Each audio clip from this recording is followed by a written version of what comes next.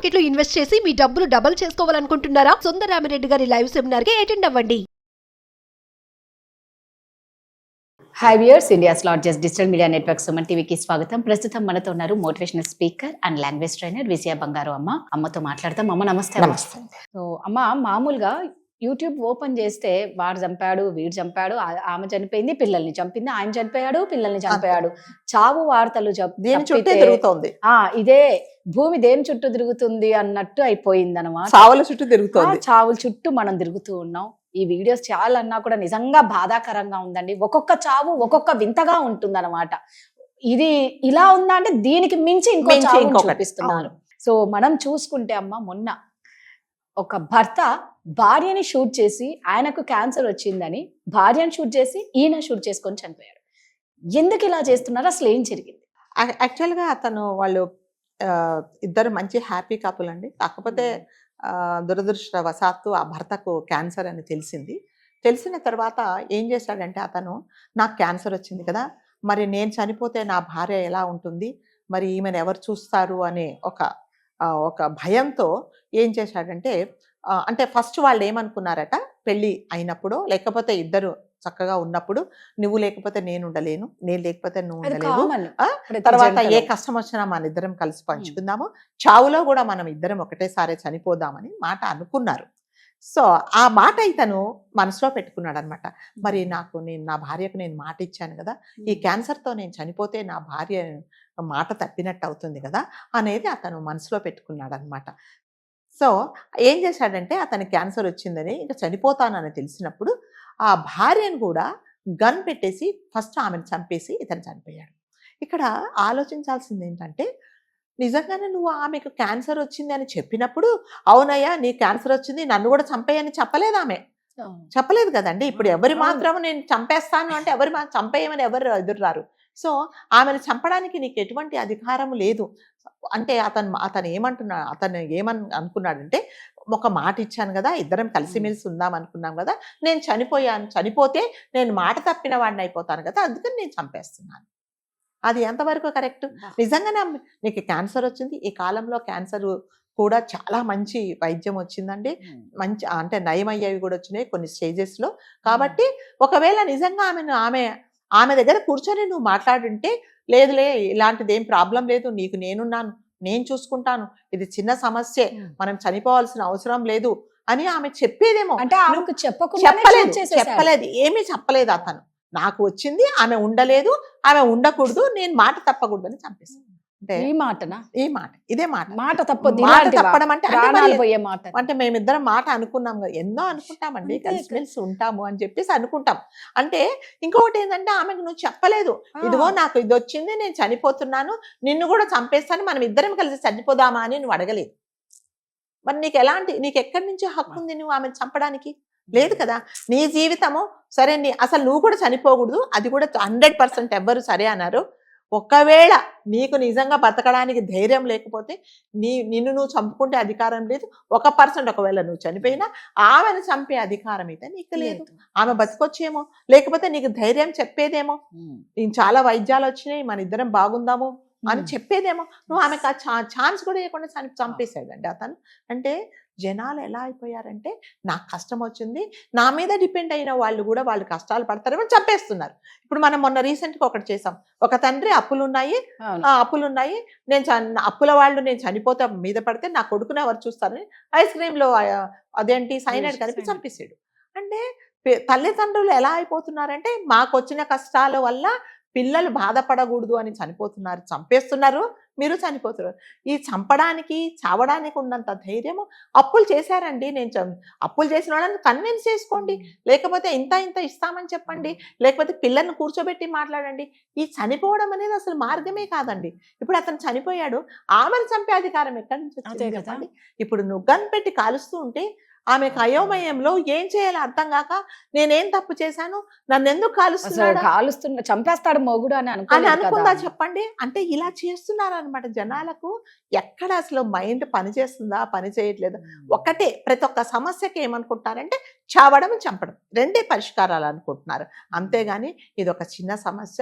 ఈ వైద్యంలో అంటే మెడికల్ చాలా ఇదే ఇంప్రూవ్ అయింది, చాలా మంచి వైద్యం జరుగుతుంది. మనం కొన్ని రోజులు కష్టపడ్డా ముందు ముందు మనం బాగుపడతాము. నాకు క్యాన్సర్ వచ్చిన నా భార్యకి నేను ధైర్యం చెప్పుకోవాలి. ఇదిగో మన ఇద్దరం కలిసి కాపురం చేశాము, కలిసి కష్ట సుఖాలు పంచుకున్నాము. ఇప్పుడు మనం అనుకున్నాం ఒకనొకప్పుడు నాకు ఈ సమస్య వచ్చింది, నువ్వేం బాధపడకు, ధైర్యంగా ఉండ నువ్వు చెప్పాల్సింది. లేకపోతే ఆమెతో నువ్వు నీ బాధను పంచుకొని ఉంటే ఆమె నీకు ధైర్యం చెప్పేదేమో. అంతేగాని ఆమె చంపాల్సినది నీకు అసలు హక్కే లేదు. నువ్వు చనిపోయావు, అసలు నీకు వచ్చిన క్యాన్సర్ తగ్గేదా, ఏ స్టేజ్లో ఉంది? సో ఇది కంటిన్యూగా ఎట్లా ఉందంటే అంటే ఇద్దరు కూర్చొని మాట్లాడుకుండే ఛాయిస్ కూడా ఇవ్వకుండా అతను కూడా ఆలోచించుకోలేదు. నాకు వచ్చింది అంటే తగ్గే జబ్బే కదా. అంటే క్యాన్సర్ ఇది వరకు ఉండేదండి, కొన్ని సంవత్సరాల కిందట క్యాన్సర్ వస్తే ఇంకా అయిపోయింది, మనిషికి చీటి రాసినట్టే వెళ్ళిపోతాడు. ఇలాంటిది లేదండి, చాలా మంచి అదేంటి లేటెస్ట్ మెడిసిన్స్ వచ్చినాయి. చాలా మటుకు క్యాన్సర్ వచ్చిన వాళ్ళు బాగుపడి మనం ఎన్నో వీడియోస్ చూసాము, ఎంతమందో సెలబ్రిటీస్ మంచిగా రికవరీ అయ్యారు. అలాంటిది ఇతనికి కూడా వచ్చిందేమో అనేది కూడా ఆలోచించుకోలేదు. అంటే ఇది వచ్చింది, నేను ఉండలేను, నేను లేకపోతే నా భార్య బతకలేదు, నేను మాట ఇచ్చానని చంపేశాడు. ఇదంతా క్షణికావేశం. అమ్మ యాక్చువల్గా ఇది ఎక్కడ జరిగిందంట? ఇది గజియాబాద్ లో జరిగిందండి. అతనికి హస్బెండ్కి 45 years, వైఫ్ ఒక 38, 39 years ఉండొచ్చు. సో అతనికి క్యాన్సర్ వచ్చిందని ఈ మధ్య తెలిసిన తర్వాత అతను ఏమనుకున్నాడంటే ఇది తగ్గని వ్యాధి, దీనికోసం అనవసరంగా నేను డబ్బులు ఖర్చు పెట్టడం వేస్ట్, ప్లస్ నా భార్య కూడా నేను లేకపోతే కష్టపడుతుంది, వాళ్ళకి 2 పిల్లలు, సో ఇంకా నేను ఉండడం కూడా వేస్ట్. సో నా వైద్యం మీద డబ్బులు ఖర్చు పెట్టే బదులు నేను చనిపోయి నా భార్యను కూడా చంపేద్దామని అనుకున్నాడు. ఎందుకంటే ఇది వరకు వాళ్ళు అనుకున్నారు భార్యాభర్త కలిసే ఉందాము, కష్ట సుఖాలు కలిసే పంచుకుందాము, కలిసే చనిపోదాము అని అనుకున్నాం. కాబట్టి ఆ మాట మీద నేను చనిపోతాను, నా భార్యను కూడా చంపేస్తానని ఫస్ట్ ఆమెను చంపేసి ఇతను చనిపోయాడు. సో ఇది అసలు ఎంత మాత్రము ఇది కాదండి. క్యాన్సర్ అనేది అప్పట్లో ఉండేదండి, ఇప్పుడు అలాంటిది ఏమీ లేదు. అతను భయపడడం ఏంటంటే డబ్బులు ఖర్చు అవుతాయి, డబ్బులు ఖర్చు ఎందుకు ఎట్లాగా క్యాన్సర్ అంటే నేను చనిపోతాను, అల్టిమేట్ గా ఎంత ట్రీట్మెంట్ తీసుకున్నా చనిపోతారనే అతను అనుకున్నాడు. కానీ ట్రీట్మెంట్ తీసుకున్న తర్వాత బాగుపడ్డ వాళ్ళు చాలా మంది ఉన్నారు. చనిపోయిన వాళ్ళు ఒక 1%, 2% ఉండొచ్చే, కానీ 98% చాలా అంటే మళ్ళీ వాళ్ళ కొత్త జీవితాన్ని ప్రారంభించిన వాళ్ళని మనం చాలా మంది చూసాం. వాళ్ళని అతను ఇన్స్పిరేషన్గా తీసుకోకుండా క్యాన్సర్ వచ్చింది, నేను చనిపోతాను, నేను చనిపోయిన తర్వాత నా భార్యను ఎవరు చూడరు, ప్లస్ నేను మాట ఇచ్చాను అని అతను చనిపోయి అతను ఫస్ట్ ఆమెను చంపేసి అతను చనిపోయాడు. కానీ ఆమెను కూర్చోబెట్టి నాకు ఇలా వచ్చింది, మరి ఏం చేద్దాము ఏంటి అంటే ఆమె నిజంగా అతన్ని మోటివేట్ చేసేదేమో. అలాంటిది ఏం లేదు, మన ఇద్దరం కలిసే ఉందాం అనుకున్నాం, కానీ చనిపోదాం అనుకున్నాం, కానీ ట్రీట్మెంట్ తీసుకుందామో మీకు తగ్గుతుంది, మిమ్మల్ని నేను చూసుకుంటానని చెప్పేదేమో. ఆమెకు ఆ ఛాన్స్ ఇవ్వకుండా చంపేశాడండి అది అతను. సో ఇది ఏమాత్రం అసలు కరెక్ట్ కాదు. అసలు ఏదో అనారోగ్యాలకు భయపడి మీరు చంపుకొని ఇంకొకరిని చంపడం అనేది కూడా కరెక్ట్ కాదు. దేనికైనా దేవుడు ఇస్తారు, ప్రతిదానికి ఉంటుందండి. మనం ఫస్ట్ పోరాడాలి, వచ్చిన కష్టంతో బాధతో పోరాడితే దాని ప్రతిఫలం ఉంటుంది. ఏం పోరాడకుండానే అది వచ్చింది, నేను చావాలి, నేను చంపేయాలి అంతే. నేను చావాలి అనేదే చాలా పెద్ద బ్లండర్ మిస్టేక్, చాలా తప్పు. భార్యను చంపాలి, నేను చంపేస్తాను అనేది అసలు దానికి నో ఎక్స్క్యూజ్. ఇప్పుడు ఎవరిని ఏమనలే, అతను చనిపోయాడు, ఆమెను చంపేశాడు. నువ్వు చనిపోయే అధికారం నీకు లేదు, ఆమెను చంపే అధికారం అసలే లేదు కదా. ఆమె అసలు చంపేస్తున్నప్పుడు ఆమె ఏమర్థం అవుతుంది చెప్పండి? అదేంటి, ఎందుకు నేనేం చేశాను అనేది ఆమెకి షాక్ లో ఉంటుంది కదండి. సో చనిపోవడం అనేది ఏ సమస్యకు ఎవరికి పరిష్కారం కాదండి. ప్రతి ఒక్క దానికి సమస్యకు పరిష్కారం. కాకపోతే పరిష్కారం అనేది కొన్ని రోజులకు అంటే కొంచెం టైం పట్టచ్చు, ఇమీడియట్ గా కొన్ని రావచ్చు, కొన్ని సమస్యలకు కొంచెం టైం పట్టచ్చు. అంతేగాని క్యాన్సర్ వచ్చిందని చనిపోతే ఈ ప్రపంచంలో ఎంతమంది క్యాన్సర్ ఉండే వాళ్ళు చనిపోయి వాళ్ళ చుట్టుపక్కల వాళ్ళ పిల్లల్ని చంపేస్తున్నారా? అది కాదు. అంటే ఆవేశంలో నిర్ణయాలు తీసుకుంటే ఎప్పుడైనా సరేనండి రాధగారు, ఎవరైనా సరే చనిపోదాము అనుకున్నప్పుడు ఆ ఒక్క క్షణము నాది కాదు అని బయటకు వచ్చిన తర్వాత, అరే నేను ఈ చిన్నదానికా చనిపోదాం అనుకున్నాను, ఇది చిన్న సమస్య అని తప్పకుండా అనిపిస్తుంది. చాలా మంది నేను విన్నానండి, చనిపోయే ముందు వాళ్ళు అనుకుంటారట, అయ్యో నేను తప్పు చేస్తున్నానే అని అనుకుంటే ఆ ప్రాణం పోతుందండి. పొయ్యే ముందు అనుకుంటే కూడా, ఇప్పుడు ఉరి వేసుకునే వాళ్ళు ఆ తాడు బిగించుకొని మూడేసుకొని తన్నేసినప్పుడు అయ్యో నేను ఈ తప్పు అంటే ఏం చేయలేరు, ఎవరు రక్షించలేరు.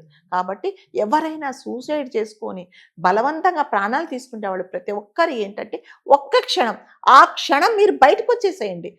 మీకు ఇష్టమైన వాళ్ళతో మాట్లాడండి, లేకపోతే మీ ఇష్టమైన ఫుడ్ తినండి, చక్కగా బయటకు వచ్చేయండి. అది ఒకటే క్షణం అండి. మీకు అస్తమానం గంట కనిపించదు చనిపోవాలని. ఆ క్షణంలో అనిపించినప్పుడు అది ఒక్క క్షణం మనది కాదు అని మీరు బయటకు వస్తే మీకు ఇంకా ప్రపంచంలో బతకడానికి టైం ఉంటుంది. కరెక్ట్. దయచేసి నిజంగా అంటే గత వీడియోలో కూడా అనారోగ్య సమస్యలే అనేసి, ఇప్పుడు ఒక అనారోగ్య సమస్యనికి చావే పరిష్కారము అనుకోవడం, అంటే మనం చావడం అనుకోవడం, ఇంట్లో వాళ్ళని చంపడం అనేది పిల్లల్ని కానీ భార్యని కానీ అది ఎంతవరకు అసలు కరెక్ట్ కాదు. దయచేసి దాంతో పోరాడడం, మనం విజయం సాధించాలి అంతే. థ్యాంక్ యూ అమ్మా.